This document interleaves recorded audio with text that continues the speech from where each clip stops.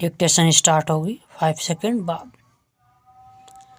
अध्यक्ष जी, जिस समय भारत पर हमला हुआ था उस समय सेना ने देश की रक्षा के लिए महत्वपूर्ण कार्य किया था।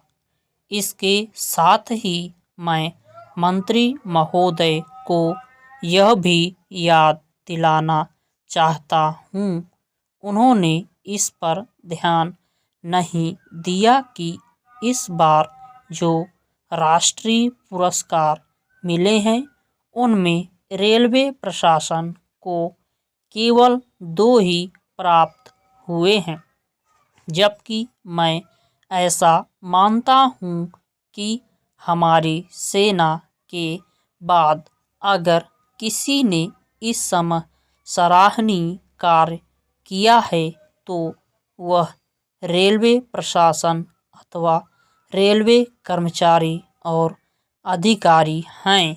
मेरा कहना है कि उनके मनोबल को बनाए रखने के लिए और उनको प्रोत्साहित करने के लिए रेल मंत्री को इस बात का ध्यान रखना चाहिए और रेलवे का विशेष ध्यान रखना चाहिए।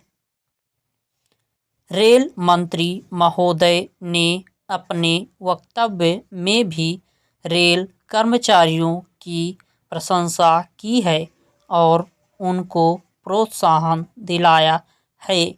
मेरा विचार है कि यह प्रोत्साहन हमेशा बना रहना चाहिए। रेलवे ने जो काम किया है वह देश की रक्षा का महान उद्देश्य था, लेकिन उसके बाद देश के निर्माण में या गरीबी मिटाने के लिए जो काम हुआ उसमें भी प्रत्येक रेलवे कर्मचारी का मनोबल उसी तरह से बना रहे, इसके लिए रेल मंत्री महोदय को कुछ कदम उठाने की आवश्यकता है।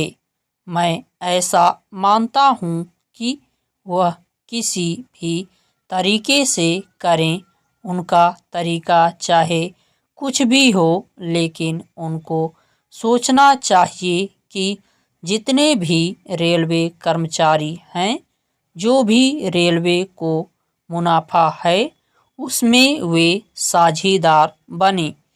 चाहे आप उनको बोनस के रूप में कुछ दें, चाहे किसी और तरीके से दें, लेकिन हर वर्ग के रेलवे कर्मचारी को सुविधा मिलनी चाहिए।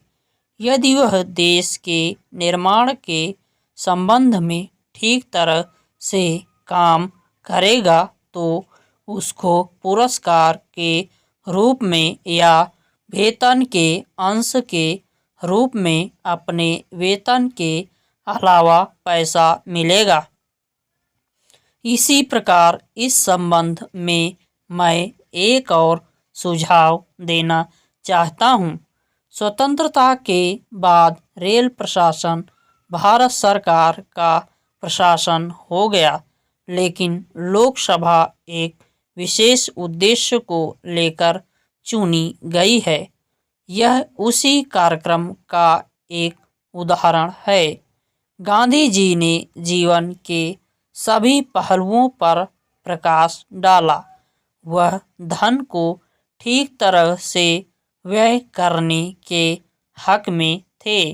हमें गांधी जी के आदर्शों का पालन करना चाहिए। यदि हमें देश को आगे बढ़ाना है तो बहुत तरीके से चलना होगा। उपाध्यक्ष महोदय, मैं समझता हूँ कि अब तक इस नीति पर न केवल इस ओर के सदस्यों ने बल्कि दूसरे ओर के सदस्यों ने भी प्रधानमंत्री जी को धन्यवाद दिया है। इसके लिए मैं अपनी तरफ से धन्यवाद देकर उनका बोझ बढ़ाना नहीं चाहता।